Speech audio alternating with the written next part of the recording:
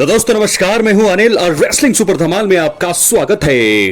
तो दोस्तों रेसलमेनिया 41 के आयोजन में बस अब एक हफ्ते से भी कम का समय बचा हुआ है। इस संडे हमें देखने को मिलेगा रेसलमेनिया 41 का महामुकाबला। तो आज की इस वीडियो में हम आपको बताने वाले हैं जितने भी मैचेस बुक किए गए हैं अब तक उन सभी मैचों की प्रेडिक्शन के बारे में बात करेंगे। कौन जीतने वाला है, आप अपनी राय भी दे सकते हैं कमेंट बॉक्स में कि आपका कौन सा फेवरेट मुकाबला है, और सभी मुकाबलों के प्रेडिक्शन के बारे में हम आज की इस वीडियो में बात करने वाले हैं। इसलिए वीडियो के अंत तक बने रहें, और अगर आप चैनल पर नए हैं सब्सक्राइब करने के बाद ऑल पर क्लिक करें, क्योंकि फ्री है और यहां आपको हर प्रकार की रेसलिंग जगत से जुड़ी हुई तमाम जानकारी मिलती है और मिलती रहेंगी। इसलिए वीडियो को लाइक करें, शेयर करें, सब्सक्राइब करने के बाद ऑल पर क्लिक जरूर करें। तो चलिए दोस्तों, बात करेंगे हम सबसे पहले मुकाबले की, और एक एक करके टोटल 10 या 11 मुकाबले हैं। उन सभी मुकाबलों के विनर्स प्रेडिक्शन की हम आज की इस वीडियो में बात करने वाले हैं। तो चलिए बात करेंगे सबसे पहले मुकाबले की। तो दोस्तों पहला मुकाबला जो ये होने वाला है, जेड कारगिल बनाम नियोमी। ये मुकाबला सिंगल्स मुकाबला है और नियोमी इस समय हील टर्न है और जेड कारगिल बेबी फेस हैं। ऐसे में दोनों के बीच कांटे की टक्कर देखने को मिलने वाली है। हालांकि बीते शोज में हमने देखा किस प्रकार इस मुकाबले की हाइप बढ़ाई गई है, और इस मुकाबले में दोस्तों अगर मैं एक विनर प्रेडिक्ट करूं तो मुझे लगता है कि इस मुकाबले में जीतने वाली है नियोमी। तो क्या है आपकी राय, अपनी राय कमेंट बॉक्स में जरूर दें। क्या जेड कारगिल जीतेंगी या नियोमी की जीत होगी? क्योंकि हील टर्न मुझे लगता है पहली बार लिया है नियोमी ने, जिस वजह से मुझे लगता है मोमेंटम उनके पास है। तो हालांकि जेड कारगिल जीत सकते हैं, लेकिन मेरी प्रेडिक्शन है इस मुकाबले में जीत होगी नियोमी की। क्या है आपकी राय, अपनी राय कमेंट बॉक्स में जरूर दें। चैनल पर नए सब्सक्राइब करें। तो चलिए दोस्तों, अब हम बढ़ते हैं अपने अगले मुकाबले की तरफ। तो अगला मुकाबला होने वाला है जेकब फाटू बनाम एलए नाइट। ये होगा यूनाइटेड स्टेट्स चैंपियनशिप के लिए महामुकाबला। आपको बता दें पहली बार रेसलमेनिया में लड़ते हुए नजर आएंगे जेकब फाटू, और पहली बार ही जो है वो चैंपियनशिप के लिए लड़ने जा रहे हैं, यूएस चैंपियनशिप के लिए। तो मुझे ऐसा लगता है कि हालांकि ये टाइटल रेंज जो है खत्म हो सकता है रेसलमेनिया 41 में, क्योंकि जेकब फाटू का ये पहला रेसलमेनिया है और पहले ही रेसलमेनिया में उन्हें हार के लिए बुक नहीं किया जाएगा। पहले ही रेसलमेनिया में उन्हें जीत मिलेगी और मिलनी भी चाहिए। तो मुझे लगता है कि यहां पर इतिहास रचेंगे जेकब फाटू, समोन वेयरवुल्फ, और यहां पर पिन करेंगे एलए नाइट को। इस मुकाबले में कोई दखल नहीं होगा, एक क्लीन तरीके से जीतेंगे जेकब फाटू और रचेंगे इतिहास और बनेंगे पहली बार यूएस चैंपियन। क्या है आपकी राय, अपनी राय जरूर दें। हम बढ़ेंगे अपने अगले मुकाबले की तरफ, जो है ट्रिपल थ्रेट मुकाबला। वुमेन्स वर्ल्ड चैंपियनशिप के लिए होगा ट्रिपल थ्रेट मुकाबला। इयो स्काई डिफेंड करेंगे अपने टाइटल को अगेंस्ट रिया रिप्ली और बियंका बेलेयर। आपको बता दें कि इयो स्काई से पहले रिया रिप्ली चैंपियन थी। इयो स्काई जो है उनको हराकर नई चैंपियन बनी। बियंका बेलेयर ने एलिमिनेशन चेंबर जीता, जिसके बदौलत जो है इन तीनों के बीच जो है ट्रिपल थ्रेट मुकाबला बहुत ही कड़ा कांटे का टक्कर होगा। इस समय वुमेन्स डिवीजन में ये तीनों तगड़ी सुपरस्टार्स हैं, तो ऐसे में रोमांचक मुकाबला होने की पूरी उम्मीद है। मुझे ऐसा लगता है कि इयो स्काई जो कि अभी अभी चैंपियन बनी है, तो वही रिटेन करेंगी इस टाइटल को। क्या आपको लगता है दोस्तों, बियंका बेलेयर बनेगी नई चैंपियन या फिर रिया रिप्ली? क्या है आपकी राय, अपनी राय जरूर दें। मुझे ऐसा लगता है कि यह मुकाबला काफी अंत तक जाएगा, कोई भी जीत सकता है इस मुकाबले में, लेकिन मेरे हिसाब से इस मुकाबले में इयो स्काई जो है अपने चैंपियनशिप को रिटेन कर लेंगी। अपनी राय कमेंट बॉक्स में जरूर। अब हम बढ़ेंगे अपने अगले मुकाबले की तरफ। अगला मुकाबला और अगला मैच है वुमेन्स वर्ल्ड चैंपियनशिप के लिए एक और मुकाबला, Tiffany Stratton versus Charlotte Flair. यह मुकाबला बहुत ही निजी हो चुका है। हफ्ते दर हफ्ते हमने देखा कि किस प्रकार बिल्डअप किया गया इस मुकाबले का।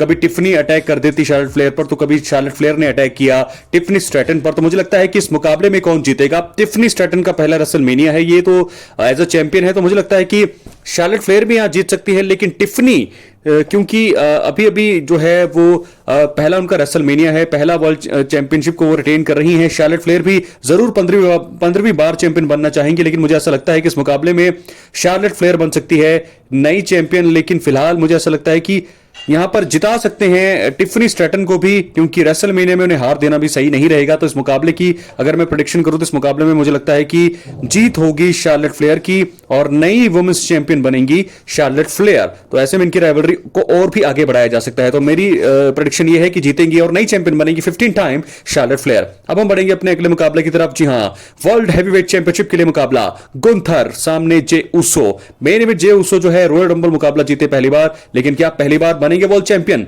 बहुत बड़ा सवाल। दोस्तों हफ्ते दर हफ्ते इनकी राइवलरी को बढ़ाया गया। हालांकि बहुत मुकाबले इनके चैंपियनशिप के लिए पीछे भी हो चुके हैं 2-3 बार, और तीनों बार जीता है। गुंथर ने अपने टाइटल को रिटेन किया है, लेकिन इस बार रेसलमेनिया का बड़ा मंच है, तो इस बार मुझे लगता है कि बिल्कुल शॉर्टकट इसकी मैं प्रेडिक्शन बताऊं तो जे उसो बन जाएंगे नए वर्ल्ड चैंपियन और हरा देंगे गुंथर की बादशाहत को खत्म करेंगे। हालांकि कुछ कारणों से मैंने आपको यह भी बताया कि गुंथर अपनी चैंपियनशिप को रिटेन कर सकते हैं, लेकिन अब जो इनकी जो दुश्मनी है निजी हो चुकी है, पर्सनल हो चुकी है, तो मुझे ऐसा लगता है कि नए चैंपियन बनेंगे जे उसो। मेन इवेंट जे उसो करेंगे यहाँ पर बहुत ही ज्यादा इतिहास रचेंगे और पहली बार बनेंगे इतिहास में वर्ल्ड चैंपियन। इसके बाद बढ़ेंगे अगले मुकाबले की तरफ। फेटल 4-वे मुकाबला इंटरकॉन्टिनेंटल चैंपियनशिप के लिए ब्रॉन ब्रेकर डिफेंड करेंगे अपने टाइटल को अगेंस्ट फेंटा, उसके बाद फिन बैलर और डोमिनिक मिस्टीरियो। तो इस मुकाबले में दोस्तों तबाही मचने वाली है। फिन बैलर और डोमिनिक मिस्टीरियो जो है जजमेंट डे के मेंबर हैं और मुझे लगता है कि इनके बीच में दुश्मनी की शुरुआत यहां से होगी। फेंटा और ब्रॉन ब्रेकर जो है मुझे लगता है कि इस मुकाबले में काफी लंबा मुकाबला ये नहीं जाएगा और इस मुकाबले में आसानी से अपने टाइटल को रिटेन कर लेंगे ब्रॉन ब्रेकर। तो इस मुकाबले की प्रेडिक्शन साफ ये है कि जीतेंगे और इजीली जीतेंगे और रिटेन करेंगे अपने टाइटल को ब्रॉन ब्रेकर रेसलमेनिया 41 के मंच पर। अब हम बढ़ेंगे अपने अगली स्टोरी की तरफ, अपने अगले मैच की तरफ जो जुड़ी है। एक और वुमेन्स टैग टीम चैंपियनशिप के लिए मुकाबला होगा। जजमेंट डे की लिव मॉर्गन रॉकेट रोड्रिगेज का सामना होगा बेली और लायरा वेल्केरिया से। और इस मुकाबले में मुझे लगता है कि टाइटल चेंज होने की संभावना है क्योंकि लायरा वेल्केरिया और बेली काफी अच्छे कंटेंडर्स हैं और लिव मॉर्गन और रॉकेट रोड्रिगेज जो है काफी टाइम से चैंपियन बनी हुई है और मुझे लगता है कि इस मुकाबले में टाइटल चेंज हमें देखने को मिल सकता है। तो मेरी प्रेडिक्शन है इस मुकाबले के लिए रेसलमेनिया 41 के मंच पर बनेगी नई चैंपियन यहां पर बेली और लायरा वेल्केरिया। अपनी राय कमेंट बॉक्स में जरूर दें, क्या लगता है आपको कौन जीतेगा या कौन नया चैंपियन या रिटेन ही करेंगे लिव मॉर्गन। अगले मुकाबले की तरफ बढ़ेंगे। AJ Styles versus Logan Paul. ये निजी मुकाबला ये हो चुका है, बहुत ही पर्सनल ये मुकाबला हो चुका है, सिंगल्स मुकाबला है और इस मुकाबले में लोगन पॉल एक नए स्टार हैं। 45-46 साल के एजे स्टाइल्स हैं, 28-29 साल के यहां पर लोगन पॉल है। तो इस मुकाबले में मुझे लगता है कि लोगन पॉल को जिताया जा सकता है क्योंकि एक नई विरासत सौंप सकते हैं यहां पर एजे स्टाइल। तो मुझे इसकी मैच की प्रेडिक्शन ये है कि जीतेंगे यहां पर लोगन पॉल। अपनी राय कमेंट बॉक्स में जरूर दें। इसी के साथ बढ़ेंगे हम अपने अगले मुकाबले की तरफ जो एक और तगड़ा मुकाबला है। Sin City street fight, Drew McIntyre के सामने डेमियन प्रीस्ट। कौन जीतने वाला है इस मुकाबले को? दोस्तों पिछले साल हमने देखा ड्रू मैकिंटायर को हार मिली, डेमियन प्रीस्ट ने हराया था उनको money in the bank brief case करके। तो दोबारा बदला यहां पर ड्रू मैकिंटायर ले सकते हैं।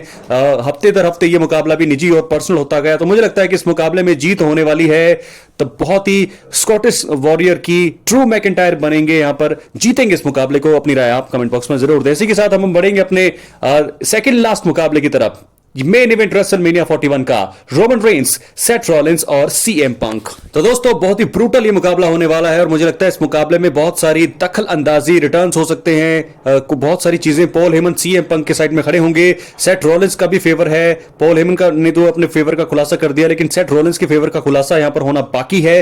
रोमन रेंस जीतेंगे, कौन होगा रोमन रेंस के साइड में? क्या कोई नया वाइज मैन आएगा?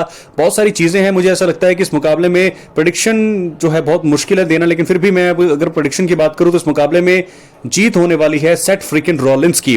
बहुत ही मुश्किल ये सिलेक्शन है क्योंकि एक फेवर उनके पास है। तो पॉल हेमन शायद यहां पर सेथ रॉलिंस की हेल्प कर सकते हैं। रोमन रेंस सीएम पंक की बात कर रहे हैं कि बैटिंग ओवर्स के हिसाब से रोमन रेंस जीत सकते हैं, लेकिन इस मुकाबले में शायद इस मुकाबले में सेथ रॉलिंस का जो फेवर है वो एट लास्ट जो है काम आएगा। पॉल हेमन एकदम से टर्न करेंगे सेथ रॉलिंस के साथ और सीएम पंक और रोमन रेंस की होगी बहुत ही बड़ी हार और इस मुकाबले में जीतेंगे सेथ रॉलिंस। तो बहुत सारी दखल अंदाजी यहां पर हो सकती है। यहां पर आ सकते हैं ब्रॉक लेसनर, यहां पर आ सकते हैं द रॉक, बहुत सारे लोग यहां पर इंटरफेयर कर सकते हैं। तो इस मुकाबले में अगर कोई जीतेगा, वैसे तो बैटिंग ओवर्स के हिसाब से रोमन रेंस की जीत बनती है, सीएम पंक जीत सकते हैं फेवर के हिसाब से क्योंकि फेवर उनका क्लियर है, लेकिन मुझे लगता है जीत होगी सेथ रॉलिंस की। अपनी राय आप कमेंट बॉक्स में जरूर दें। इसी के साथ अब हम बढ़ेंगे अपने दूसरे और लास्ट मेन इवेंट रेसलमेनिया 41 के नाइट 2 के मेन इवेंट। जॉन सीना और कोडी रोड्स अनडिस्प्यूटेड चैंपियनशिप के लिए मुकाबला होगा। कौन जीतेगा इस मुकाबले को? क्या जीतेंगे कोडी रोड्स?